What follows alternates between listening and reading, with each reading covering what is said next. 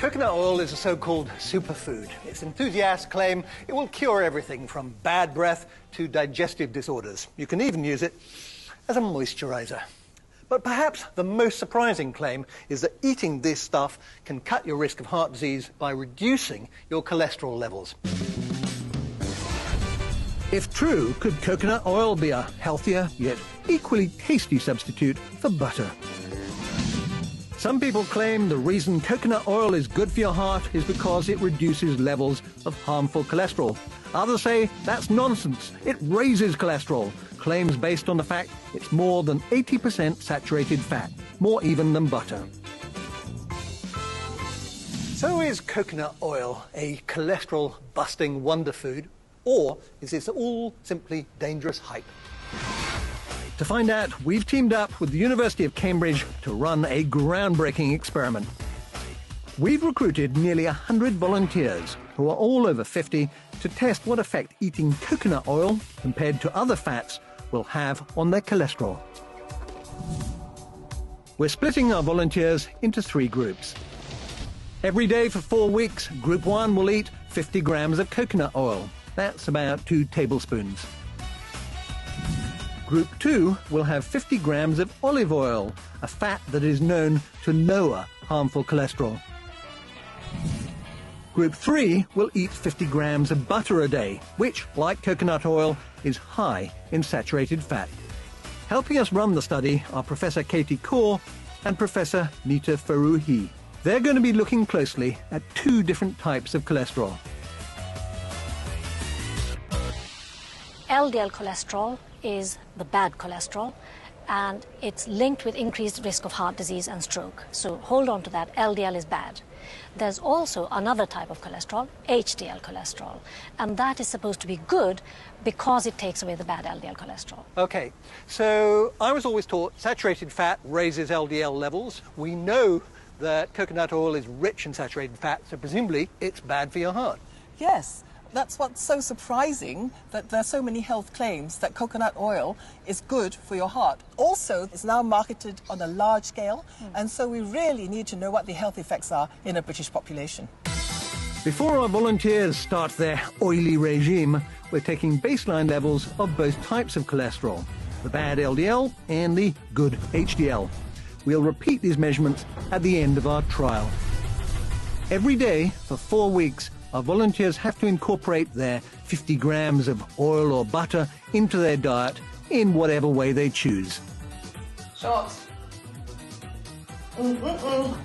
Jacket potatoes, got some butter on it. Oof. A month later, and our volunteers are back. So, what happened? Hi, everyone.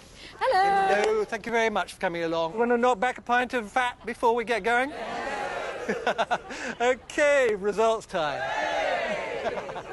Well, for LDL cholesterol, which is the cholesterol that is associated with increased risk in heart disease, the people who were taking butter on average increased their LDL cholesterol by 0.3 millimoles per litre, which is about 10%. Right, so the poor old butter group, their heart disease risk went up, but in a way that was kind of completely predictable, Yes. Is that right? And when you stop having that butter, it reverts again. Yeah. On the olive oil, there was a very small average reduction, not significant, so essentially no difference in LDL cholesterol on the olive oil diet. Okay, so now for the big one, coconut oil.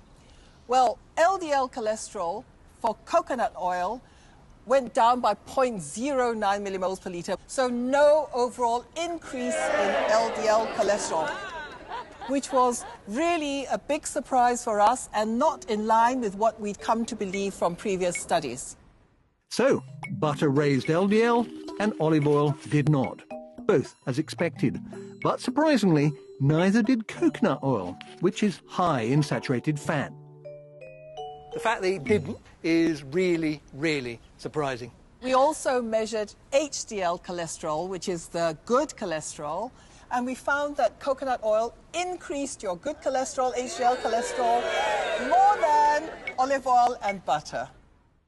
Butter and olive oil both raised good cholesterol by about 5%, but coconut oil raised it by an impressive 14%.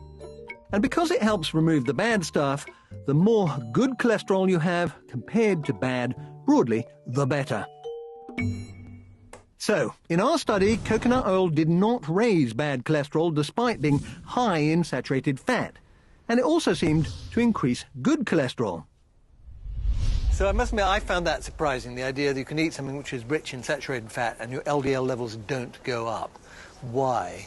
One explanation is that coconut oil is rich in lauric acid, which may be processed in the body differently from other saturated fatty acids. So I guess the message from it is not all saturated fats are the same, and it is possible that some saturated fats are actually beneficial.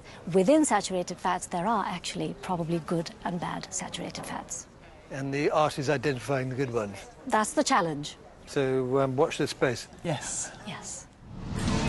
Further studies are needed to find out the long-term effects of coconut oil on health. But our results were unexpectedly good. So I'm not going to be glugging it by the litre, but I'm certainly going to be using it more in my cooking.